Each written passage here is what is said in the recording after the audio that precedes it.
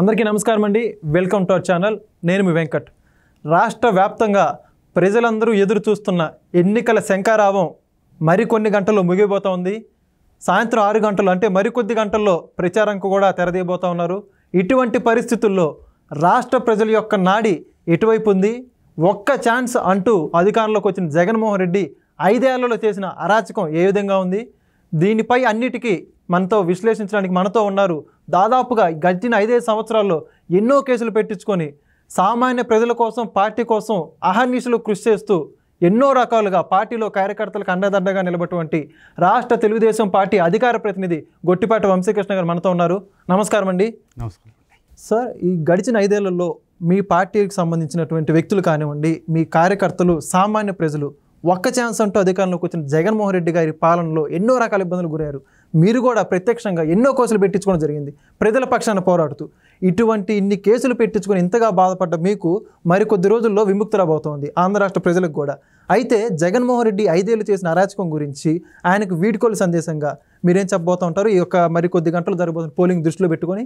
మహేష్ బాబుది మహర్షి సినిమా చూసుంటారు. ఆ రోజు ఒక్కరోజు ఆ ఒక్క ప్రాంతాన్ని వదిలేయాల్సిందే అని జగపతి బాబు సన్నివేశం చూస్తారు చివరిగా లాస్ట్లో. జగన్మోహన్ రెడ్డి నిజంగా 2021 నవంబర్ 19 ఆ రోజుని మర్చిపోడు. ఏంటండి ఆ రోజు ప్రత్యేకత? అదే రోజు జగన్మోహన్ రెడ్డి పతనానికి జగన్మోహన్ రెడ్డి తన సమాధిని తానే నిర్మించుకున్న రోజు ఆ రోజు.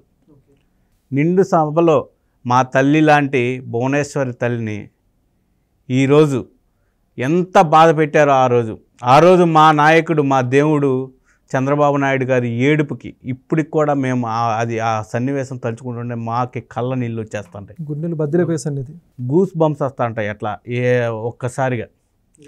అటువంటి ఆ రోజు నుంచి మొదలెట్టాం మేము. నాకు తెలిసి తెలుగుదేశం పార్టీ కార్యకర్తలు అందరూ ఆ రోజుని ఈ రోజుకి మర్చిపోరు, ఎప్పటికీ మర్చిపోరు. డేట్తో సహా గుర్తుపెట్టుకోండి. నవంబర్ 19, 2021 ఆ రోజు మేము మర్చిపోం.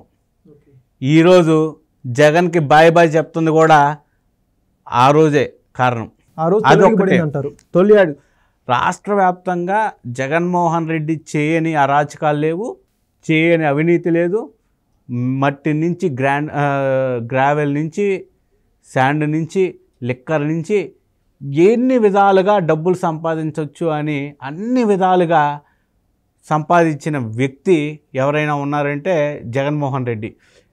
మన స్వతంత్రం వచ్చినప్పటి నుంచి ఇప్పటి వరకు వచ్చిన ముఖ్యమంత్రుల్లో ఎవరూ కూడా ఎంత అవినీతికి పాల్పడిన పరిస్థితి మనం ఎప్పుడు చూడాల. గతంలో రాజశేఖర రెడ్డి గారి హయాంలో కూడా జగన్మోహన్ రెడ్డే అవినీతి చేశాడు. దానికి 100 రెట్లుగా ఈరోజు అప్పుడు 43,000 కోట్లు చేస్తే ఈరోజు 4,30,000 కోట్ల రూపాయలు అవినీతి చేశాడు. 10 రెట్ల అవినీతి ఎక్కువ చేశాడు.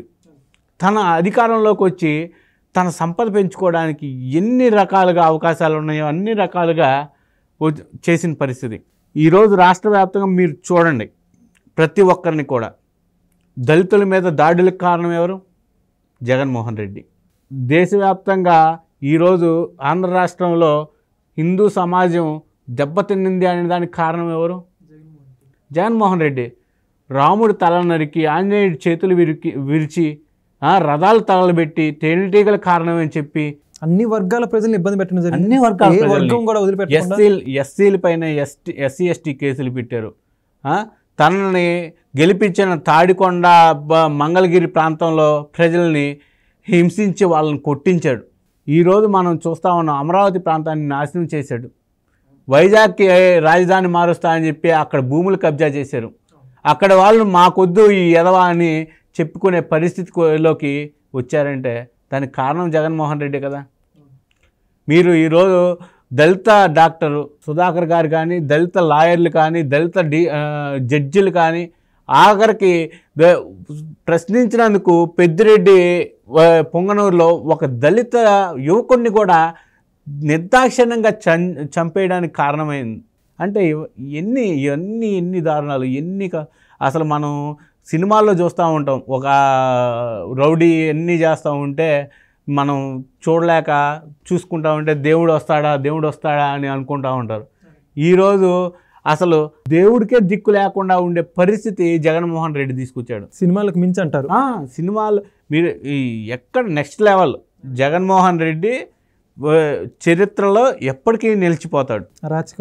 అరాచకంలో, అవినీతిలో, అధర్మంలో, ప్రతి ఒక్క విషయంలో చరిత్రలో ఎప్పటికీ నిలిచిపోయే వ్యక్తి జగన్మోహన్ రెడ్డి. అప్రతిష్ట మూత కట్టుకున్నాను అంటారు. ఖచ్చితంగా రాష్ట్ర చరిత్రలో ఎంతవరకు ఎప్పుడు లేని ముఖ్యమంత్రి, రాష్ట్ర చరిత్రలో ఎప్పుడు లేదు. ఈరోజు వెళ్ళిపోబోతున్నాడు. ఖచ్చితంగా వీడ్కోల్ సందేశం కూడా ఇవ్వాల్సిన అవసరం ఉంది మీ పార్టీ నుంచి అంటారు. తెలుగుదేశం పార్టీ నుంచి. ఈ మరి కొద్ది గంటలు జరుగుతున్న పోలింగ్ దృష్టిలో పెట్టుకొని ఓటర్లకి మీరు ఒక క్లుప్తంగా ఏం సందేశం ఇస్తూ ఉంటారు వీటన్నిటిని దృష్టిలో పెట్టుకుని? జగన్మోహన్ రెడ్డి ఏదో మంచి చేశాం, పేదలకు పెత్తందారులకు మధ్య క్యాస్ట్ వార్ అంటూ దొంగ మాటలు చెప్తా ఉన్నాడు. కానీ నిజంగా పేదలకి ఈ 5 ఏళ్లలో ఏదైనా మంచి జరిగిందా అంటే అది నిల్. మీరు నిజంగా డబ్బులు మాకు వచ్చాయనుకుంటే మీరు ఈ 5 ఏళ్లలో మీకు వచ్చిన డబ్బుల్లో మీ దగ్గర సేవింగ్ అయినా 100 రూపాయలు ఉన్నా కానీ మీకు వచ్చిన డబ్బుల్లో ఒక 100 రూపాయలు మీ దగ్గర సేవింగ్ అయి ఉన్నాయనుకుంటే అప్పుడు మీరు ఓటేయండి జగన్కి. లేదు మాకు సేవింగ్ కాలేదు, మమ్మల్ని దోచుకు తిన్నాడు అనుకుంటే మాత్రం ఖచ్చితంగా మీరు కూటమికి ఓటేయండి. అప్పుడే రాబోయే అభివృద్ధి ఫలాలు మీకు అందుతాయి. ఖచ్చితంగా రాష్ట్రం అభివృద్ధి చెందాలంటే, సర్వతోముఖాభివృద్ధిగా ఆంధ్ర రాష్ట్ర ప్రజలందరూ అభ్యున్నతి చెందాలంటే, రాష్ట్రంలో సంక్షేమ పాలన సంయుక్తంగా జనసేన, తెలుగుదేశం పార్టీ, ఎన్డీఏ కూటమితోటే సాధ్యమవుతుందని ఖచ్చితంగా చెప్పదలుచుకున్నాం.